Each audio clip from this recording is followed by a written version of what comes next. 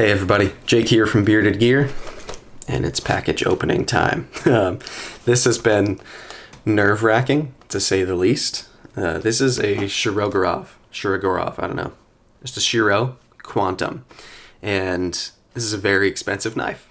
And I took kind of a chance. I'm in on Facebook. There's a Shiro buy-sell trade group, and I've been Shiro curious for a little bit now, and so I decided I wanted to pick one up to check out when the timing was right, and that happened quicker than I was anticipating. I just happened to see, like right as it got posted, this guy listed a Quantum for way less than I've seen them ever listed for. And it was a blue one originally that he pulled the anodization off of, so now it's just plain tie, which frankly I would prefer the plain tie to the blue one anyways, and I assume that's why he lowered the value, but he'd only had it for a brief period of time. I think it's got a snail trail on it, but it was a significant discount. So I was like, I gotta jump on it. The catch was he's in Canada, so I PayPal'd him, goods and services, everything was normal about the transaction, and I knew ahead of time he was in Canada, but I was like, with this price, I'd prefer to buy one in the States where I don't have to worry about it shipping, but I'm just going to go out on a limb here for the deal, and I'm going to get the one in Canada. So I did, and he shipped it FedEx, and he actually shipped it like expedited too, so it's supposed to get here pretty quick, and he provided the tracking number, just like he should have done. Picture of the box, everything. That tracking number never, ever updated. And when I put it into FedEx Canada, FedEx US, whatever website I could figure out to try to put that tracking number into, they acted like it didn't exist. Like it just wasn't in their system that tracking number was even a thing, which was a little bit terrifying. So I contacted the seller, asked him to check as well. He couldn't find anything. So ultimately we decided to wait a couple more days and see if anything happened, because he swore FedEx had picked up the package, and I believed him. Seemed like a straight shooter to me. This morning, out of nowhere, with no updates ever, all of a sudden, boom, FedEx guy at my doorstep has a package for me, and it's the one. So I am very relieved that this showed up. It was scary to say the least, with a knife this expensive just out floating. So we're gonna bust into it. I'm using the Swish Blowy to go ahead and get this open. For now, let's see what we've got in here. All right, he did a good job on packaging it. It's taped really, really well, which I appreciate. It's one thing if you're shipping like a budget knife. I mean, anytime you're shipping anything, as the sender, you should be using good packaging. But when it's when it's going specifically, or when it's a nice, expensive item specifically, it's just nice that he took the extra care. So this thing is super bubble wrapped in here, and then I'm assuming as part of a way to help it get past customs, he put happy birthday in it. It's not my birthday. My birthday's in June. Although, my birthday is not that far away. So, thanks, man. Happy birthday to me. Yeah, Canadian customs, from what I understand, can be a bit of a bummer. I have only shipped a handful of things there ever, and I've never, I don't think, received a knife package from Canada. So this is the first one. All right. All things considered, it took less than a week, I think, for it to get here. So it wasn't crazy. It was just, if the tracking had been updated, I would have felt better about it the whole way along. All right, so we've got the Shiro box. Their logo is the roaring bear, if you will.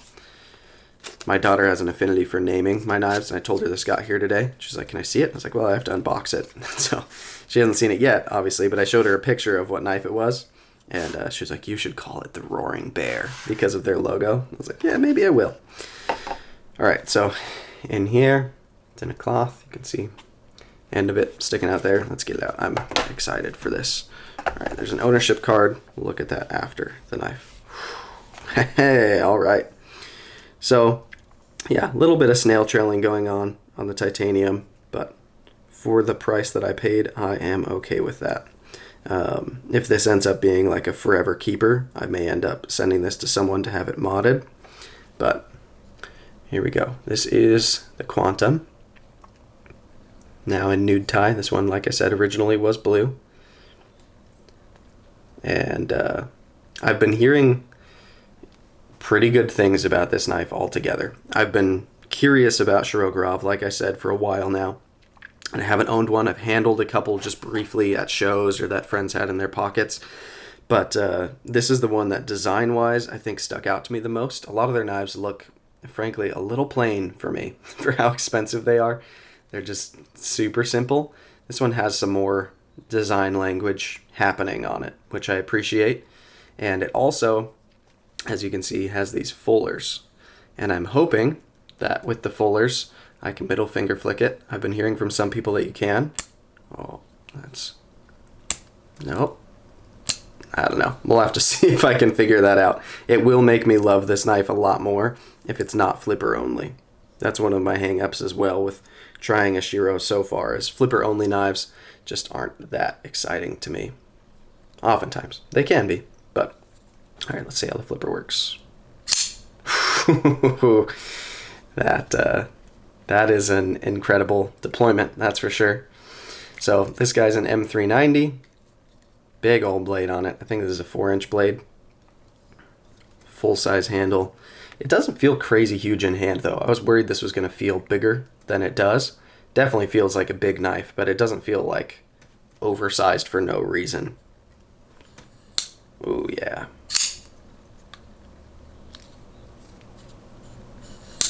That's smooth. The deployment is really what's crazy. Like, yeah, it's dropping shut pretty well. It's super smooth on closure, but that deployment is bananas. That detent is super well dialed. So this is internally milled out pretty well. It's got a really cool looking backspacer on it. The clip looks cool. This one does run on the multi-row bearings. So that was another thing I wanted to make sure that I got on my first Shiro, because they do offer some that are single row bearings. And I hear by all accounts those still have incredible action, but I figured I might as well just like go all in if I'm going to give them a proper try. And this knife was the one that design-wise spoke to me the most. Has multi-row bearings, and this size is good. I was a little worried the size was going to be a little too big, but I'm not upset at this size at all. This feels really, really good to me. Ergos are nice. Machining is incredible all over this thing. Yeah, this is going to be sweet. All right, so let's look at this ownership card real quick. So, model Quantum, blade M390, handle blue titanium, not anymore, pivot system MRBS, multi-row bearings, and serial number 60648-507. Cool.